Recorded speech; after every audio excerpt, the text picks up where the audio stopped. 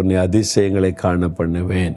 எந்த மாதிரி அதிசயம் அப்படின்னா, அதில் சொல்ல, நீ எகிப்து தேசத்திலிருந்து புறப்பட்ட நாளில் நடந்ததை போலவே உனக்கு அதிசயங்களை செய்வேன் அப்படின்றார். எகிப்தின் அடிமைத்தனத்திலிருந்து இஸ்ரேல் மக்களை ஆண்டவர் விடுதலையாக்கி கொண்டு வந்தார்ல, அந்த நாட்களில் நிறைய அதிசயங்களை ஆண்டவர் செய்தார்.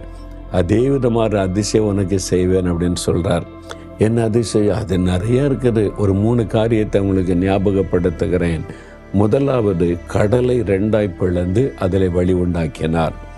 பின்னாலே பார்வோனுடைய சேனை எதிரிகள் துரத்தி கொண்டு வர்றாங்க. முன்னேறி போக வழியில் கடல் மறித்து கொண்டு இருக்கிறது.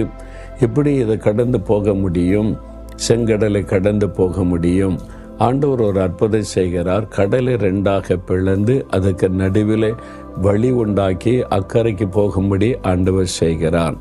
அப்போ வழி இல்லாத இடத்தில் உங்களுக்கு வழி திறப்பார். அது அதிசயம்.